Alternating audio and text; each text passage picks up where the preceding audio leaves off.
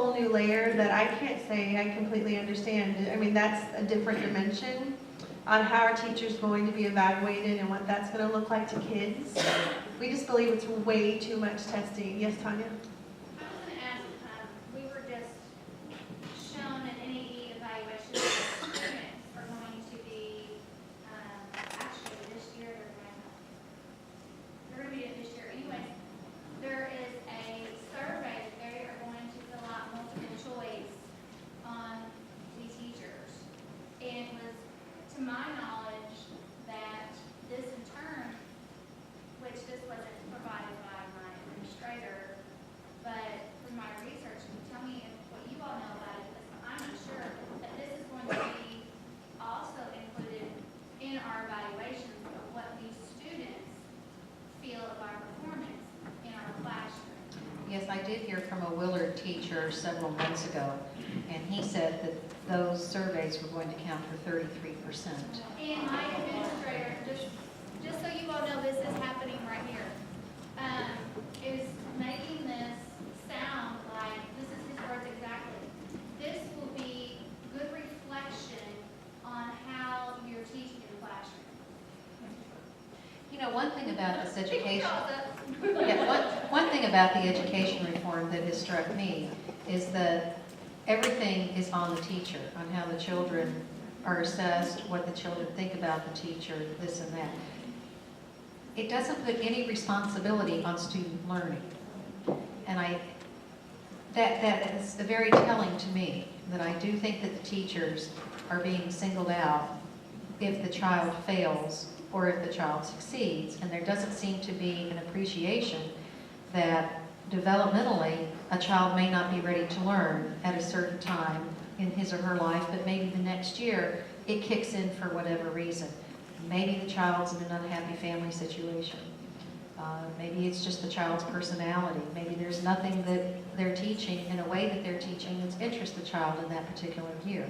So there are a lot of factors that go in, and if a child is unhappy at home, then the child may be unhappy at school, and the child may be very angry at all adults.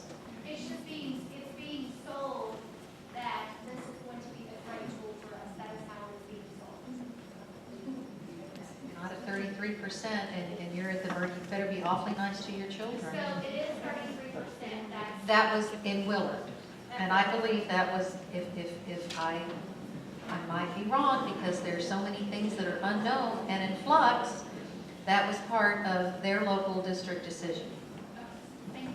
And that's what's frustrating, I think, is that teachers have so many questions also, and it's just all over the board. Definitive answers would be nice for parents, for teachers, for taxpayers. But that is what we can never get, is a straight answer. The other day, David Wood is a representative, and I was talking to him, and we were speaking in the hall, and I said, really, logistically, what are we looking at the percentage of teacher evaluation that's going to be tied to the assessment? And he said, well, we're trying to talk them off of 50. We're trying to get it down to the 33 is what he said on the what they're going to tie. And the issue that we have, and the reason we're so against it, nobody has seen the test. Are they reliable measures to evaluate teachers fairly? Nobody knows. Nobody knows. So that, and as you see from the New York principals, they don't know. So how do you give a test and not turn that data back over to the district? If we're all about data, to teach the teachers how to be better. We don't know. So, yes, ma'am. I just want to say thank you. I'm a homeschool mom for the last 6 years, but I've been researching homeschooling for over 10. And I've been researching Common Core for over 2 because I forgot to make this really A. And I have a mom that retired for 35 years teaching public school education and English and Festus. I have an aunt that got the state teacher of the year award for special ed in Tennessee. So I have tons of friends, neighbors that are teachers. And I've been lambasted for 2 years that I was crazy, because my kids aren't public school, I'm not a teacher educated. So I have been dismissed and told I'm, NETSO. So I want to tell you, thank you teachers for being here. Thank you for what you all done in validating. And not only have they awoken a sleeping giant as being a mother, but if we would really all bond together, this affects homeschoolers. This affects private school. and we are watching it go in a very wrong direction. I know we all agree with that. My question would be, the thing that bothered me, if you read the Constitution, actually read that, you can read cursive, it does say, in the Second Amendment, which we know are easy to teach cursive, but it does say that about the not having a nationalized education system. I'm just worried that what can we do? I know we're fighting it, we're going to keep fighting it, but I'm hoping that if this legislative stuff isn't successful, that we can have another layer with the court system. So, I mean, I just don't understand how we can get away with breaking state statute, federal That's a statute, great local point. statutes. Yeah, and I think that's what we look at, and I think what, Anne has done so effectively, and Gretchen and Mary, is just saying, somebody tell us how DESE and the Federal Department of Education can continue to break our state laws and the federal laws. Just because they completely blow it off. It's so frustrating because we have many, many layers of laws and statutes in place that protect us, but because they redefine terms and they manipulate the definitions, it's so frustrating. And so what again we're about is just the truth. Here's the documentation. It is a huge concern because the fact is, no matter who is in power in Washington, D.C., the centralization of power is dangerous to our republic. It's dangerous because they potentially can control the message, and no matter what side of an issue you're on, that's dangerous for all sides if you're truly an American, because that's what makes us great. And I think what I would urge everyone to do is go to Missouri Coalition Against Common Core. We are a coalition of several groups around the state. Join the website. We keep you updated on legislative actions, things that you can do locally in your school district. One thing that I gave a speech, and I came across a very interesting publication. And Bill Gates had to spend yet even more money to establish another group to fight what we are doing, to fight what moms and grandmas and dads and just citizens are doing. They had a slide there, and they said, when people hear the pro-Common Core side, they're, 68% like it, and maybe 20% don't. But after they hear the other side, it goes down to a 55% favorable rating, and it goes up to 38% unfavorable. So they are having to spend millions of more dollars to establish yet another PR campaign to say how great it is. And the great thing about it is, we're just regular folks here. We don't have million-dollar budgets, multi-million-dollar budgets. We don't have lobbyists. We don't have anybody helping us. It's truly a grassroots effort to get the word out about what Common Core really is. And unlike what Representative Mike Blair says, we don't need tinfoil because we don't have radio waves that are bouncing around, and we don't see black helicopters. He's the one who had the $8 item, budget line item in the education appropriation for tinfoil for people like me. What Stacy, it's true, what Stacy has done and what we try to do, we source all of our information. Most of it comes from government websites themselves. It comes from the pro-Common Core reformer sites. So what you can do is please join the coalition. We'll keep you updated. You need to write your senator, you need to write your representative, because you are your own lobbyist, and they do listen to you. They do listen to the 1,300 witness statements that come in against Common Core. So, it's just going to be, and I have to tell people, these people have been chipping away at this for a long time. We are not going to win this tomorrow. And I think that a lot of us understand now what's going on. You're going to have to keep chipping away, and it's kind of like an Amway sort of diagram. You're going to have to get people involved. You're going to have to start telling people. And when I started talking about this 4 years ago, I was accused by a state senator, who fortunately is no longer there, that I was seeing black helicopters. But I'm not. So, I hope that's some sort of comfort. You're just going to have to be in it for the long haul. And I can say this, I just want to say this. In traveling, like all of us have all over the state, the law of exponentials is starting to take hold. and there's becoming a tipping point. Because what happens is you know the truth now, and you'll tell two people who will tell two people, and there truly is a tipping point. And I think they are understanding that in Jefferson City. That in the hearing that we were in last week, I'll tell you this, that it was interesting, and I just said, you know, watching the testimony, there was an urban planner from Kansas City who never mentioned kids one time.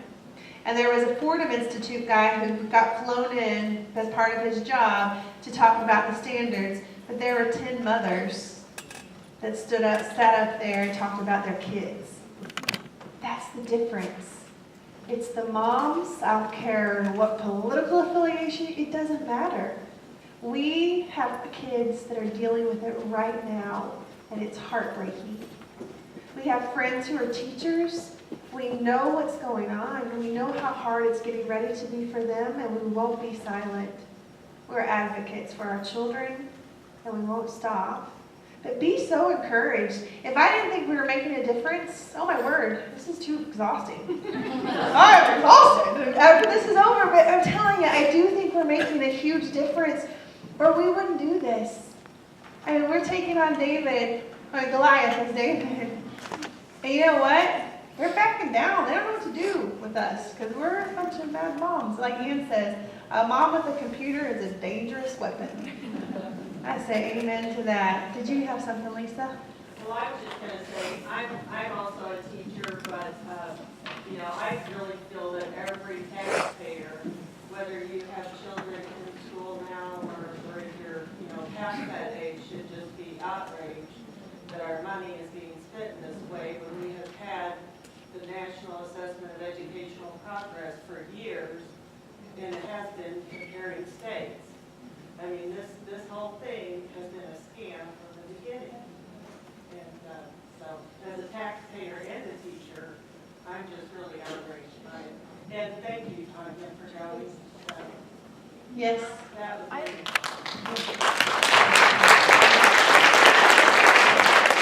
I don't have a question, but I would like to address the lady over here in the blue that spoke. The reason they're getting away with breaking the laws is because we as citizens have forgotten our voice. We are not exercising our civic authority. We have civic authority. We live in a republic. A republic is designed to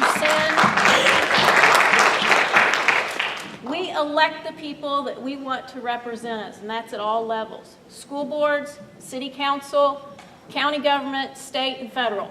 And you have to get off your lazy boy recliner and turn the TV off. We all do. I started doing it a year ago. I'm late to the game here.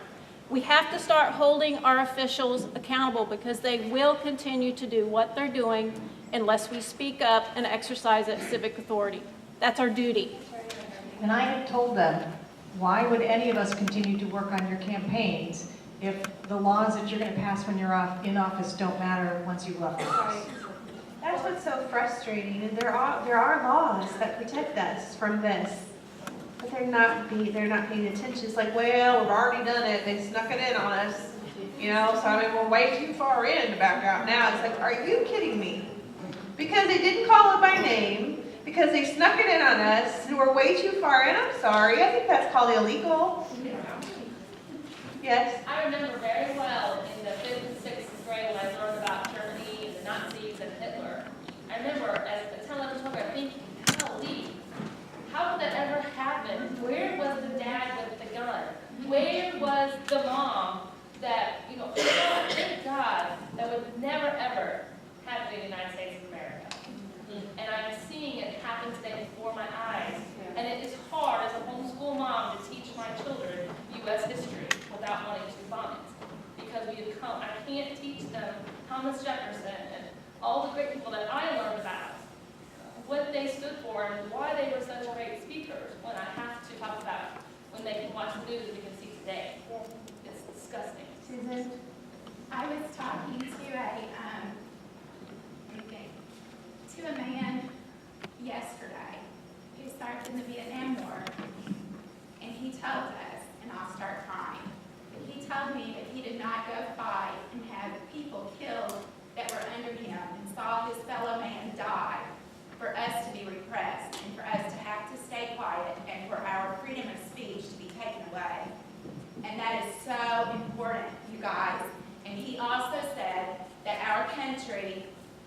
he had been told this when he was young, he truly believes it. It will not be taken over by an outside force. It will be taken over from the inside out. This is it, you guys. If you don't want to get up and get involved right now, you're part of the problem. I'm sorry. This is it. That's why we're here. We believe in what you just said. We believe in our freedom of speech. We believe that if we have the knowledge, it's our obligation to impart that in a way that you can take the same knowledge and act. They Yes, ma'am. try to make us feel like we can't do anything. You're just one person. You can't do anything. Let me tell you something. I found out that's total. And I never wanted to find that out. Never had in a million years thought what would happen to me happened. Just so you know. Yes, ma'am. What happens to our special needs students in this? Well, that's how I really started this fight. When I read our Race to the Top application and saw a comment, I have a 25-year-old son who has a cochlear implant. That's how we got to St. Louis, because he didn't learn in a common way. Now, he's graduated from college, is unemployed, looking for a job right now, but he does have a college degree, or whatever that's worth. There were no special education writers on the standards. There were no adaptations written in the standards for special needs students. What I understand about the IEPs, an individual education plan, it is supposed to, you look at how you take that child where that child is at that time, and you think, okay, what can we build on, and where do we see this child in a year? And you work on that child's strengths and weaknesses. The goals for the IEPs now will be tailored to that specific grade standard. So if you have a child who is in 5th grade and has for instance, if you're hearing impaired, your reading level, now it's better because a lot of the kids have implants. But if you have a child with language processing or English as a second language or just a language delay, you're in 5th grade, maybe you're only reading at a 2nd grade level. However, your IEP will be based on 5th grade Common Core standards. So there has been some talk with special education advocates from around the country whether there can be a class action suit. It is in violation of IDEA, the way that it's currently written. But in the meantime, how many years is that going to take to be resolved? And your child is struggling, as your child was, and probably doesn't have the special needs that a lot of special needs kids do, but that is a huge concern in the education community.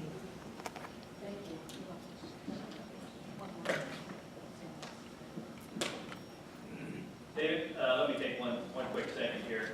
The nice lady who was providing us with some information here, I don't know that all of you are aware or know. She is a Sykeston teacher from the Sykeston School District, and she appeared before the Jefferson City, was it Tuesday or Wednesday? As did Tanya. Thank you both so much for being here today. I know they did not get a lot of media coverage locally here, so many of you probably do not know that they made that appearance. Susan here definitely had to go on her own time, unpaid time, to have to do that. It was very scary for her, and it just kind of shows you that as we've talked here, an individual can make a difference, and we thank her so much, both of them. I didn't even realize we had the other person here.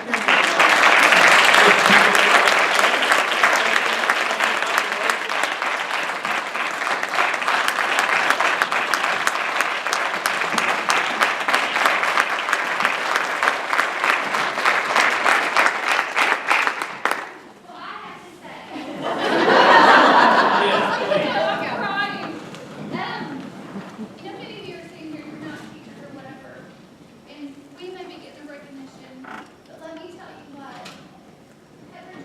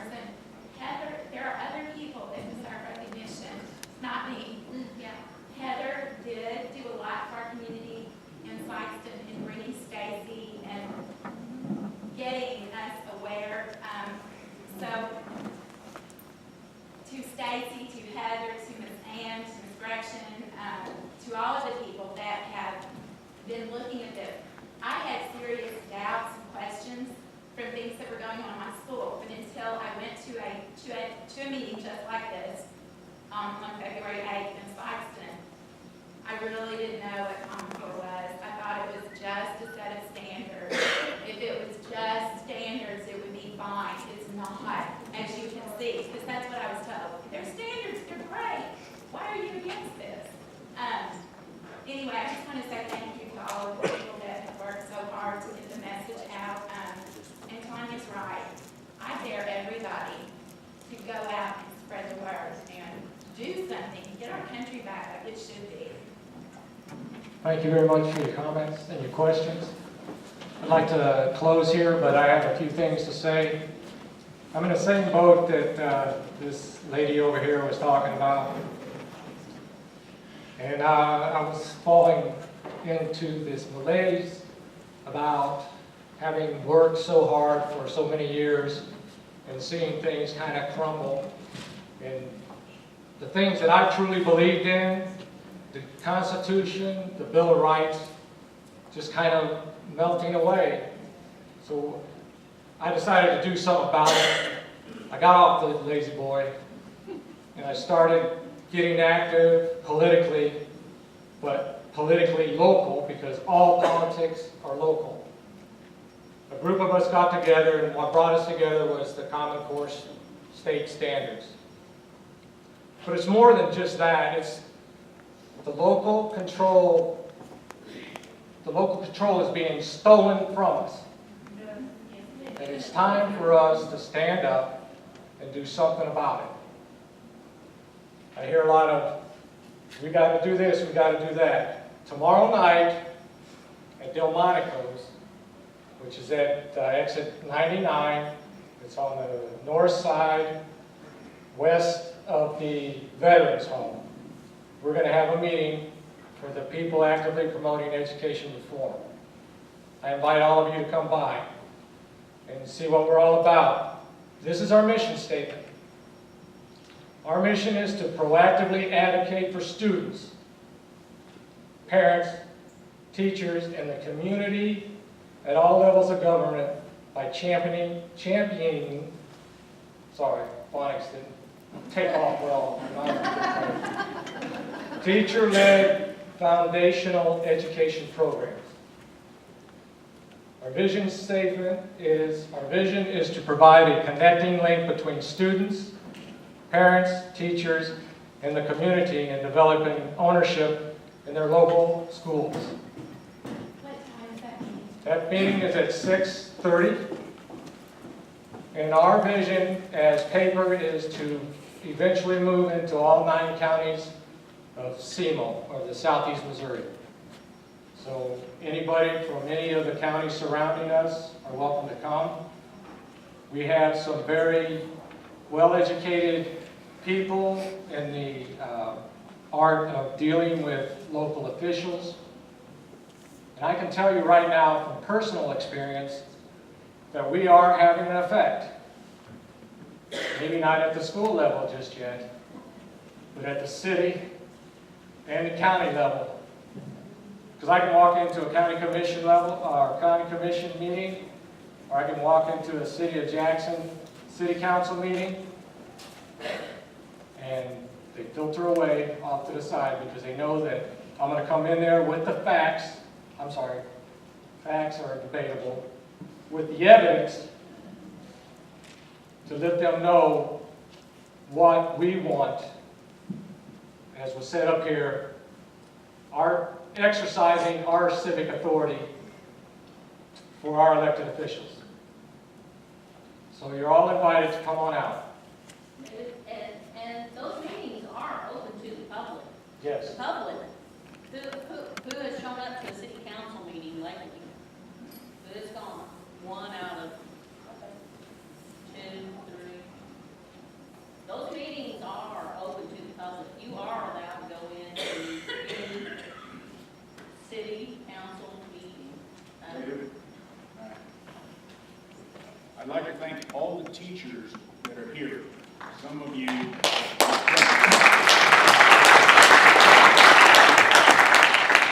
appreciate you coming to get the full facts of the story. You've probably only gotten one side. I'd also like to thank a couple board members from the school districts locally that are here. I wonder about the other 50.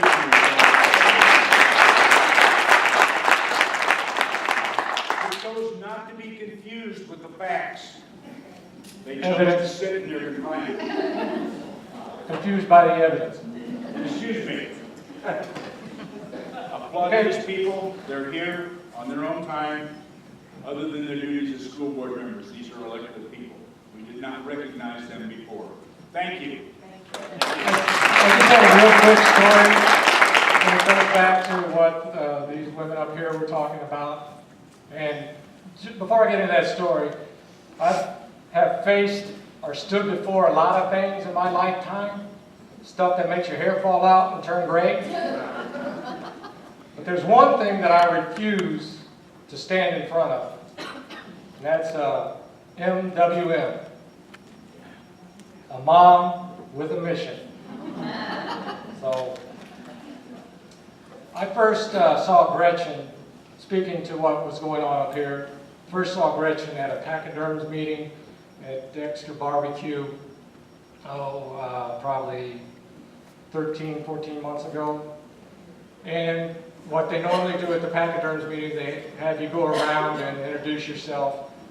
And there were school board members in there were superintendents, there were all walks of life going through there.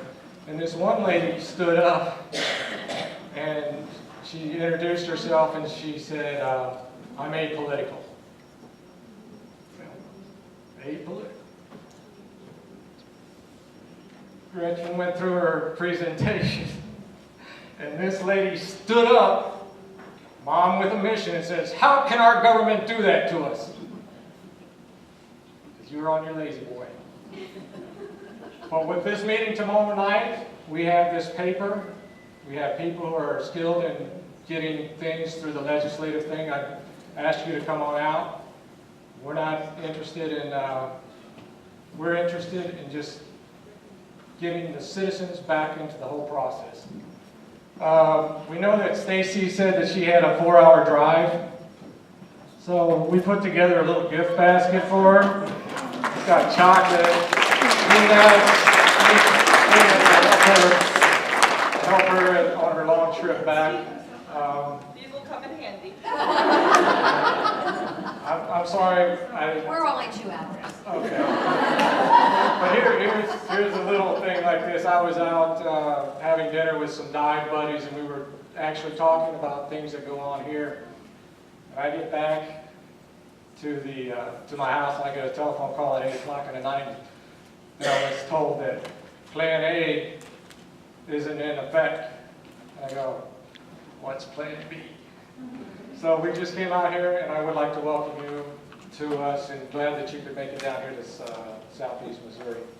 Again, we have a box that's outside on the table as you came in. If you feel like you would like to donate some money to help defray any expenses that they have, please feel free to do so. We have surveys that some of you got in your packets. If you were kind enough to fill them out, please leave them on the table that's right here on this door. But there'll be a sign that says place surveys here. Thank you very much for coming.